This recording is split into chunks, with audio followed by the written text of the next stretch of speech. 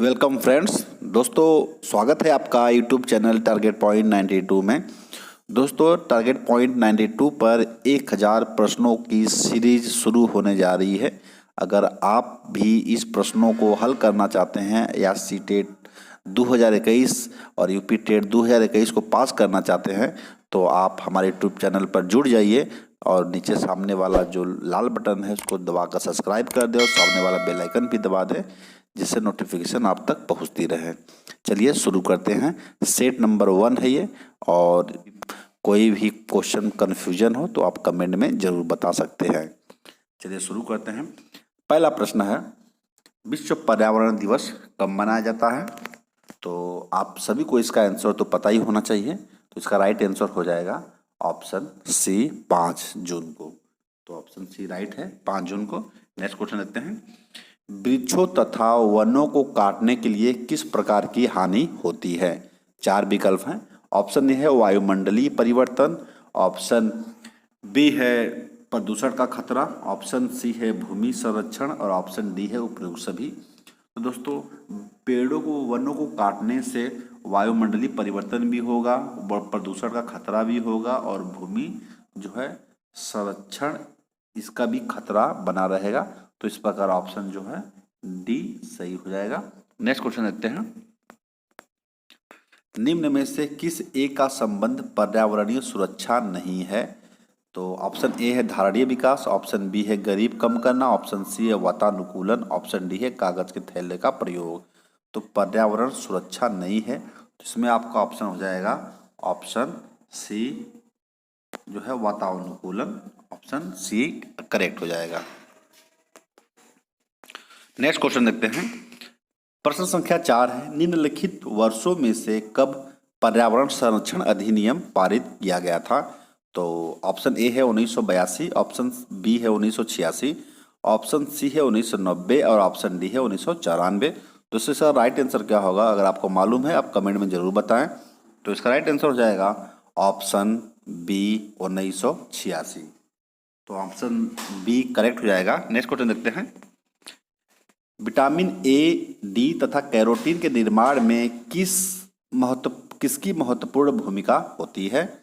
तो 4 विकल्प है। ऑप्शन ए जल की, ऑप्शन बी है प्रकाश की, ऑप्शन सी है धातु की और ऑप्शन डी है हरी सब्जियों की। तो विटामिन ए तथा डी और कैरोटीन के निर्माण में किस प्रकार की भूमिका होती है किसकी? तो ऑप्शन बी करेक्ट हो जाएगा, प्रकाश की महत्वपूर्ण भूमिका होती है इनके निर्माण में। नेक्स्ट क्वेश्चन देखते हैं। मरुद्भिद पौधों में प्रायः पत्तियां किस में बदल जाती हैं? दोस्तों मरुद्भिद का अर्थ होता है जो मरुस्थलीय भूमि में पौधे उगते हैं उनकी बात हो रही है। तो मरुद्भिद पौधों में प्रायः पत्तियां किस में बदल जाती है? ऑप्शन ए है फलों में, ऑप्शन बी कांटों में, ऑप्शन सी है तना में, ऑप्शन डी है फूलों में। तो इसका राइट आंसर हो जाएगा ऑप्शन बी कांटों में। दोस्तों जो मरुस्थलीय पौधे होते हैं उनकी जो है पौधे पत्तियां जो है सूखने के बाद वो कांटों में बदल जाती हैं क्योंकि वहाँ पर जो है पानी की बहुत ही कमी होती है। तो इस प्रकार राइट आंसर हो जाएगा ऑप्शन बी कांटों में। नेक्स्ट क्वेश्चन देखते हैं। संसार यह पवन के द्वारा उड़ाकर लाई गई मिट्टियाँ जो हैं एक जगह जिस जगह इकट्ठा हो जाती हैं उसको लोएस का मैदान कहते हैं। तो दुनिया का यानी संसार का सबसे बड़ा लोएस का मैदान किस देश में है? तो ऑप्शन ए है अमेरिका में, ऑप्शन बी चीन में, ऑप्शन सी है भारत में और ऑप्शन डी है रूस में। तो इसका राइट आंसर हो जाएगा ऑप्शन बी चीन में। तो इसका राइट आंसर होगा ऑप्शन बी चीन में। नेक्स्ट क्वेश्चन देखते हैं। ये दोस्तों ये फिगर है जो है चीन के लोएस मैदान का। दुनिया का सबसे बड़ा लोएस मैदान है ये लोएस मैदान और ये चीन में स्थित है। नेक्स्ट क्वेश्चन देखते हैं। क्लोरोफिल के निर्माण के लिए आवश्यक है। दोस्तों आपको बताना है क्लोरोफिल के निर्माण में किसकी आवश्यकता पड़ती है? तो ऑप्शन है मैग्नीशियम, ऑप्शन बी है क्लोरीन, ऑप्शन सी है कैल्शियम और ऑप्शन डी है ऑक्सीजन। तो दोस्तों क्लोरोफिल होता क्या है? क्लोरोफिल के ही कारण पेड़ पौधे की जो पत्तियां होती हैं वो हरे रंग की होती हैं। तो क्लोरोफिल के निर्माण में यानी पेड़ पौधों का जब पत्तियां हरा होता है तो उसमें किस धातु की आवश्यकता पड़ती है? तो इसका राइट आंसर हो जाएगा ऑप्शन ए मैग्नीशियम।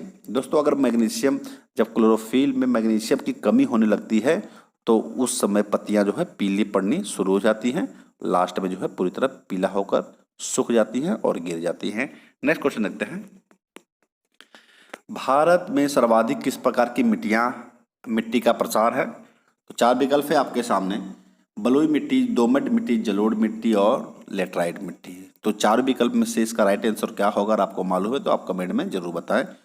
तो इसका राइट आंसर हो जाएगा ऑप्शन सी, जलोढ़ मिट्टी। दोस्तों उत्तरी भारत में देखा जाए तो जलोढ़ मिट्टी का सर्वाधिक विस्तार है, क्योंकि यहाँ पे जो है जितनी भी नदियाँ हैं वो मैदानी इलाकों से होती हुई गुजरती हैं।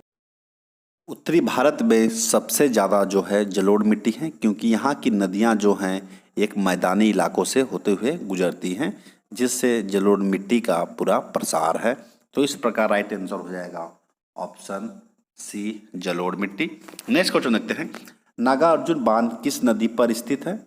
तो नागार्जुन बांध जो है ऑप्शन ए, कृष्णा नदी पर, या बी, दामोदर नदी पर, या सी, गंगा नदी पर, या ऑप्शन डी है, नर्मदा नदी पर। तो इसका राइट आंसर क्या होगा? इसका राइट आंसर हो जाएगा ऑप्शन ए, कृष्णा नदी पर। दोस्तों 2-4 ट्रिक हैं, अगर आप याद कर लेंगे तो ये लाइफ टाइम के लिए आपको याद हो जाएगा और कभी भूलेगा नहीं और कन्फ्यूजन भी नहीं होगा। तो आपको ट्रिक बता देते हैं। दोस्तों पहला ट्रिक है नाक्रिया। आप इस तरह याद करेंगे नाक्रिया, क्योंकि मैंने भी और कई स्टूडेंट्स भी इसको याद करके रखे हैं। नाक्रिया, तो पहला जो है ये नागार्जुन बांध, कृ से कृष्णा नदी और आ से आंध्र प्रदेश में स्थित है। दूसरा जो है वो है भासपम याद कर सकते हैं। तो इसमें जो भा है वो भा से भाखड़ा नांगल बांध, स से सतलज नदी पे, और कहाँ पे है? पन से पंजाब में है। तीसरा अगर बात करें, तीसरा है शनगू। आप इसको याद कर सकते हैं। तो इसमें क्या हो जाएगा? स से जो होगा सदा सरोवर परियोजना, न से नर्मदा नदी और गु से गुजरात में स्थित है। चौथा जो है वो हिमऊ है, हिमऊ। दोस्तों हिमऊ से क्या होगा? ही से हो जाएगा हीराकुंड बांध, म से हो जाएगा महानदी और ऊ से हो जाएगा उड़ीसा। ये दोस्तों 2-4-5 ऐसे जो बांध हैं जो एक कॉमन क्वेश्चन है, ये हर एग्जाम में इन्हीं में से क्वेश्चन निश्चित रूप से पूछे जाते हैं। तो चलिए नेक्स्ट क्वेश्चन देखते हैं। भारत की सबसे लंबी नदी कौन सी है? तो ऑप्शन ए है गंगा नदी, बी दामोदर नदी, सी यमुना नदी, ऑप्शन डी है ब्रह्मपुत्र नदी। तो इसका राइट आंसर हो जाएगा ऑप्शन ए, गंगा नदी। तो गंगा नदी की जो लंबाई है वो 2525 किलोमीटर है। और बहुत दोस्तों को ये कन्फ्यूजन होता है कि कहीं कहीं गंगा नदी दिया होता है और कहीं कहीं जो है ब्रह्मपुत्र नदी होती है। उनको हम बता देना चाहते हैं कि गंगा नदी जो है ये भारत की सबसे लंबी नदी है, और ब्रह्मपुत्र जो नदी है ये भारत की सबसे चौड़ी नदी है। यानी चौड़ाई की दृष्टि से देखा जाए तो ब्रह्मपुत्र नदी, और लंबाई की दृष्टि से देखा जाए तो गंगा नदी। इसी प्रकार दुनिया का सबसे लंबी नदी की अगर बात करें तो नील नदी है, और दुनिया के सबसे चौड़ी नदी की अगर बात करें तो अमेजन नदी है। जब भी क्वेश्चन पूछा जाए परीक्षा में तो आप ये कंफर्म कर लें कि ये क्वेश्चन पूछा जा रहा है लंबाई की दृष्टि से पूछा जा रहा है या चौड़ाई की दृष्टि से पूछा जा रहा है। तो आप ही तभी आंसर सिलेक्ट करें। चलिए नेक्स्ट क्वेश्चन की ओर चलते हैं। प्रश्न संख्या 12 है, निम्न में से कौन सा एक भारतीय राज्य समुद्र सीमा नहीं बनाता है? दोस्तों अगर आप बनाएंगे तो इस प्रकार अगर भारत बनेगा आपका,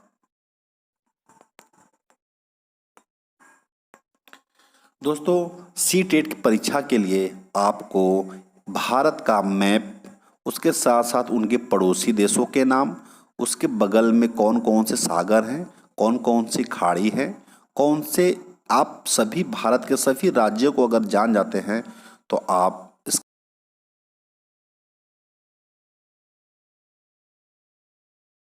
इसका आप जो है लगभग 50% अगर प्रश्न पूछे जाएंगे किसी भी तरह घुमा फिरा कर, आप उसका राइट आंसर देने में पूरी तरह से सक्षम रहेंगे। तो आपको ज़रूरी है आप पहले भारत का मैप बनाएं, सभी राज्यों को उनको याद कर लें।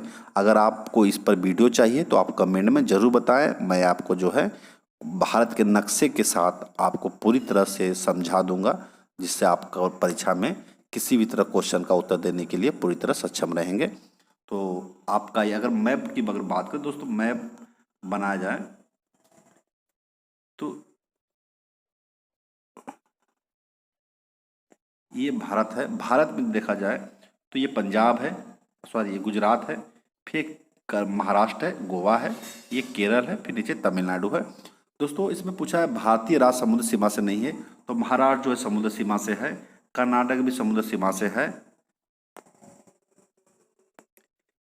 केरल भी जो है समुद्र सीमा से है, और राजस्थान दोस्तों यहाँ पर है जो समुद्र सीमा से नहीं है बल्कि स्थलीय सीमा से है। तो इस प्रकार राइट आंसर हो जाएगा option D, Rajasthan. Next question देखते हैं। कार्बन एक जैविक भंडारण होता है पौधों द्वारा, जलीय जीव द्वारा, कवक द्वारा या जीव जंतुओं के द्वारा। तो इसका राइट आंसर क्या होगा? तो उसका राइट आंसर हो जाएगा कार्बन का जैविक जो भंडारण होता है वो पौधों के द्वारा होता है। नेक्स्ट क्वेश्चन देखते हैं। एक तालाब परितंत्र में बड़ी मछलियां, कछुए, मेढक होते हैं। क्या होते हैं? उत्पादक होते हैं, या अपघटक होते हैं, या प्रथम श्रेणी के उपभोक्ता होते हैं, या द्वितीय श्रेणी के उपभोक्ता होते हैं। तो दोस्तों बता दें आपको, जो बड़ी मछलियां होते हैं, कछुए होते हैं, मेढक होते हैं, ये जो है प्रथम उपभोक्ता को खाते हैं, यानी ये प्रथम उपभोक्ता का भक्षण करते हैं, जिससे इनको द्वितीय उपभोक्ता कहा जाता है। तो इस प्रकार इसका राइट आंसर हो जाएगा ऑप्शन डी, द्वितीय उपभोक्ता। नेक्स्ट क्वेश्चन देखते हैं। वायु एक है। दोस्तों बताना है आपको वायु क्या है, यौगिक है, तत्व है, मिश्रण है, या विद्युत अपघटक है। तो इसका राइट आंसर क्या होगा आपको मालूम होगा तो आप कमेंट में जरूर बताइएगा। इसका राइट आंसर हो जाएगा ऑप्शन सी, वायु एक मिश्रण है, क्योंकि वायु में कई प्रकार के गैसों का जो है मिश्रण होता है, इसलिए वायु को एक मिश्रण कहा जाता है। दोस्तों ये रहे 15 महत्वपूर्ण प्रश्न। अगर आपको ऐसी वीडियो चाहिए तो आप कमेंट में ज़रूर बताएं।